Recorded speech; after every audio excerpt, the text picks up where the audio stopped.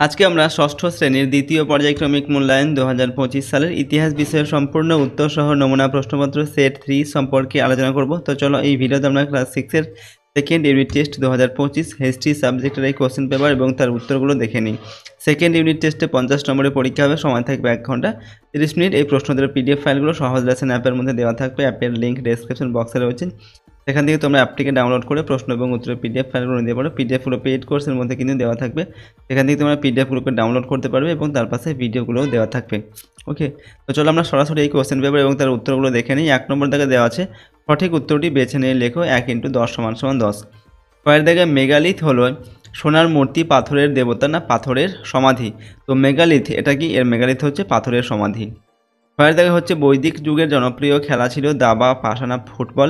তো বৈদিক যুগের জনপ্রিয় খেলা হচ্ছে পাশা। এরপর হচ্ছে গয়ের দাগে গৌতম বুদ্ধের প্রথম নাম ছিল সিদ্ধার্থ, গৌতম না মহাদেব?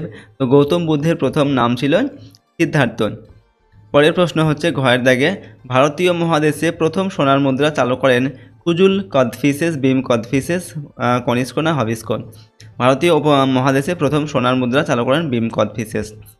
উঙ্গর দাগে প্রশ্ন ঋগ্বেদে উল্লেখিত কোন নদীর অস্তিত্ব বর্তমানে বিলুপ্ত? তো এখানে অপশন দেওয়া আছে সিন্ধু, সরস্বতী, রাভি না ঝিলাম? সঠিক উত্তর হবে সরস্বতী।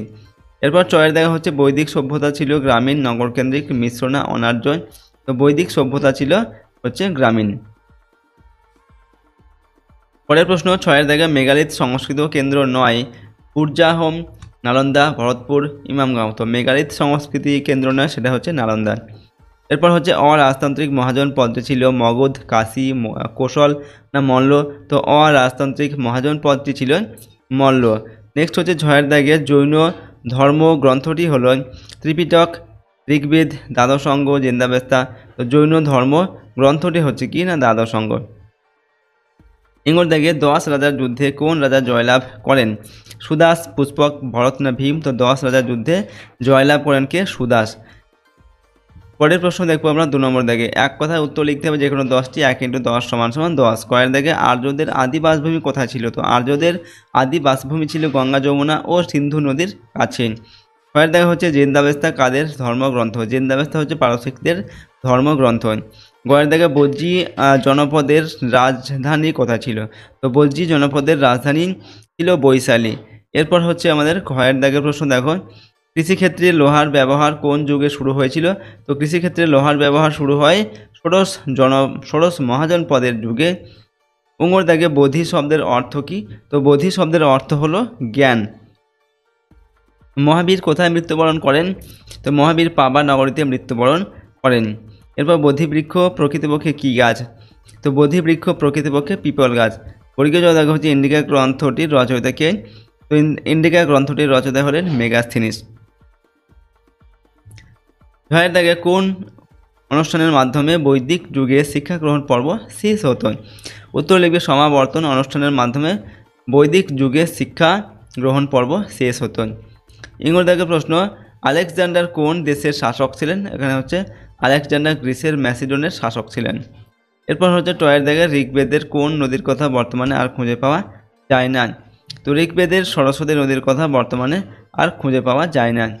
এরপর প্রাচীন ভারতের একটি গণরাজ্যের নাম লেখো। তো প্রাচীন ভারতের একটি গণরাজ্য হলো মল্ল। পরের প্রশ্ন দেখবো আমরা 3 নম্বর দিকে সংক্ষিপ্ত উত্তর দাও যেখানে 4টি 1 2 × 4 = 8। অর্থাৎ এখানে প্রশ্নের মান হচ্ছে 2 নম্বর করে 4টি প্রশ্নের জন্য 8 নম্বর দেওয়া আছে। পরের দেখা হচ্ছে ভারতীয় উপমহাদেশের জনপ্রিয় 2টি মহাকাব্যের নাম লেখো। তো ভারতীয় উপমহাদেশের জনপ্রিয় 2টি মহাকাব্যের নাম হচ্ছে রামায়ণ ও মহাভারত। ক্ষয়ের দাগে শ্বেতাম্বর কাদের বলা হয়? তো জৈনরা 2 সম্প্রদায়ে বিভক্ত ছিল, যেমন শ্বেতাম্বর ও দিগম্বর। জৈনদের যে সম্প্রদায় সাদা বস্ত্র পরিধান করতেন তাদের শ্বেতাম্বর বলা হয়। গয়ের দাগে কোন অঞ্চল সপ্ত সিন্ধু অঞ্চল নামে পরিচিত? দেখো সপ্ত সিন্ধু বলতে শতদ্রু, বিপাশা, ইরাবতী বা রাভি, চন্দ্রভাগা বা চেনাব, বিতস্তা বা ঝিলাম এবং সিন্ধু ও সরস্বতী নদী বিধৌত অঞ্চলকে সপ্ত সিন্ধু বলে। ঘয়ের দাগের প্রশ্ন হচ্ছে তীর্থঙ্কর কাদের বলা হতো? তো জৈন ধর্মের প্রধান প্রচারককে বলা হতো তীর্থঙ্কর। জৈন ধর্ম অনুযায়ী মোট 28 জন তীর্থঙ্কর ছিলেন, তাদের মধ্যে শেষ 2 জন হলেন পার্শ্বনাথ ও মহাবীর। তো দেখো সভা ও সমিতি কি, তো এখানে উত্তর লিখবে ঋক বৈদিক যুগে রাজাকে পরামর্শ দেওয়ার জন্য দুটি গণ পরিষদ ছিল, সভা ও সমিতি। সভা ছিল উপজাতীয় বয়োজ্যেষ্ঠ ব্যক্তিদের আর গোষ্ঠীর সমস্ত মানুষদের নিয়ে গঠিত ছিল। সমিতি আকারে ও ক্ষমতায় সমিতি ছিল সভার তুলনায় বড়। দেখে নব্য ধর্ম আন্দোলন জনপ্রিয় হয়েছিল কেন? খ্রিস্টপূর্ব ষষ্ঠ শতক নাগাদ ধর্মের নামে আড়ম্বর অনুষ্ঠান ও জাতিভেদ বেড়ে যাওয়ায় এর প্রতিবাদে নব্য ধর্ম আন্দোলন শুরু হয়। ব্রাহ্মণ ধর্মের গোঁড়ামির বদলে নতুন সহজ সরল ধর্মের খোঁজ শুরু হয়েছিল। সেই চাহিদা পূরণ করেছিল বেশ কিছু ধর্ম, যার মধ্যে প্রধান দুটি হলো জৈন ধর্ম ও বৌদ্ধ ধর্ম। এই প্রতিবাদী ধর্ম আন্দোলন শুরু হওয়ার পেছনে সামাজিক, রাজনৈতিক, অর্থনৈতিক ও ধর্মীয় কারণ ছিল। এরপর 4 নম্বর দেখে সংক্ষিপ্ত ও যথাযথ উত্তর লেখো, যে কোনো 4টি লিখতে হবে। প্রশ্নের মান 3 নম্বর করে, 3 4 12 নম্বর দেওয়া আছে 4টি প্রশ্নের জন্য। পরের দেখে টিকা লেখো, ত্রিপিটক সম্পর্কে টিকা লিখতে হবে। ত্রিপিটক কি? পালি ভাষায় সংকলিত বুদ্ধদেবের উপদেশগুলি ত্রিপিটক নামে পরিচিত। ত্রিপিটকগুলি সূত্রপিটক, বিনয় পিটক, অভিধর্ম পিটক এই 3 অংশে বিভক্ত।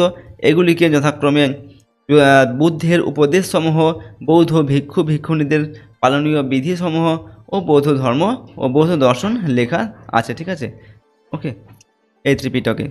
এরপর পরের প্রশ্ন হচ্ছে ক্ষয়ের দেখে চতুরাশ্রম সম্পর্কে যা জানো লেখো। তো দেখো আমরা এখানে উত্তর লিখছি। আশ্রম কথার অর্থ জীবনের বিভিন্ন অবস্থা। পরবর্তী বৈদিক যুগে উচ্চবর্ণ আর্যদের 4টি আশ্রম গড়ে ওঠে, এগুলিকে চতুরাশ্রম বলা হতো। এগুলি হলো ব্রহ্মচর্য বা বাল্যকাল ও কৈশোরে গুরুগৃহে ব্রহ্মচর্য পালন ও বিদ্যাচর্চা করা। দ্বিতীয় আশ্রম ছিল গার্হস্থ্য বা যৌবনে গুরুগৃহ থেকে প্রত্যাবর্তনের পর সংসার জীবনযাপন করা। তৃতীয় আশ্রম ছিল বানপ্রস্থ, এই সময় সংসার জীবন ত্যাগ করে বনবাস করতে হতো। সমাজে চতুর্থ আশ্রম ছিল সন্ন্যাস বা সব কিছু ত্যাগ করে সন্ন্যাস জীবনযাপন করা। তো এই হচ্ছে চতুরাশ্রম। ওকে, গোয়ার দাগে পঞ্চ মহাব্রত বলতে কি বোঝেন? মহাবীরের পূর্ববর্তী তীর্থঙ্কর পার্শ্বনাথ প্রচারিত চতুর্জাম নীতি মহাবীর গ্রহণ করেন। পার্শ্বনাথ প্রচারিত 4টি মূল নীতি ছিল অহিংসা, মিথ্যা না বলা, চুরি না করা বা অচৌর্য, পরদ্রব্য গ্রহণ না করা বা অপরিগ্রহণ। এগুলি চতুর্জাম নামে খ্যাত। মহাবীর এর সাথে আরও একটি নীতি যোগ করেন। এই পঞ্চম নীতিটি হলো ব্রহ্মচর্য। এই 5টি নীতিকেই একসঙ্গে পঞ্চ মহাব্রত বলা হয়। ঘরের থেকে টিকা লেখো জাতকের গল্প সম্পর্কে। তো ত্রিপিটকের মধ্যে জাতক নামে কিছু গল্প রয়েছে। মনে করা হয় গৌতম বুদ্ধ আগেও নানান সময়ে জন্মেছিলেন। সেই আগের একটি জন্মের কথা জাতকের এক গল্পে বলা হয়েছে। প্রতিটি গল্পের মধ্যে কিছু না কিছু উপদেশ রয়েছে। সাধারণ মানুষের মধ্যে ধর্ম প্রচারের জন্যে জাতকের গল্পগুলি ব্যবহার করা হতো। 500রও বেশি জাতকের গল্প রয়েছে। গল্পগুলি পালি ভাষায় বলা ও লেখা হতো। মানুষের পাশাপাশি পশু পাখিরাও জাতকের গল্পে চরিত্র হিসাবে উঠে এসেছেন। জাতকের গল্পগুলি থেকে সেই সময়ের সমাজ বিষয়ে অনেক কিছু জানতে পারা যায়। উঙ্গুর দাগে টিকা লেখো অষ্টাঙ্গিক মার্গ। তো দুঃখময় পৃথিবীতে দুঃখের হাত থেকে মুক্তি লাভের জন্য বুদ্ধদেব 8টি দিক সমন্বিত যে মার্গ বা পথ নির্দেশ করেছেন তা অষ্টাঙ্গিক মার্গ নামে সুপরিচিত। অষ্টাঙ্গিক মার্গে তিনি যে অষ্টপথের কথা বলেছেন তা হলো সৎ বাক্য, সৎ কর্ম, সৎ জীবিকা, সৎ চেষ্টা, সৎ চিন্তা, সৎ চেতনা, সৎ সংকল্প ও সৎ দৃষ্টি। এই সমস্ত মার্গের সমন্বিত রূপ বৌদ্ধ ধর্মে মধ্যপন্থা বা মজ্ঝিম নামে পরিচিত। ঠিক আছে, এরপর দেখো চয়ের দেখা টিকা লিখতে হবে ত্রিরত্ন সম্পর্কে। তো সৎ বিশ্বাস, সৎ জ্ঞান ও সৎ আচরণের উপরে জৈনরা জোর দিতেন। এই 3টিকে একসঙ্গে জৈন ধর্মের ত্রিরত্ন বলা হতো। বৌদ্ধ ধর্মে গৌতম বুদ্ধ প্রধান ব্যক্তি। তার প্রচার করা ধর্মই বৌদ্ধ ধর্ম। বৌদ্ধ ধর্ম প্রচারের দায়িত্ব বৌদ্ধ সংঘের। এই 3 মিলে হয় বুদ্ধ ধম্ম সংঘ। এই 3টি বৌদ্ধ ধর্মের ত্রিরত্ন।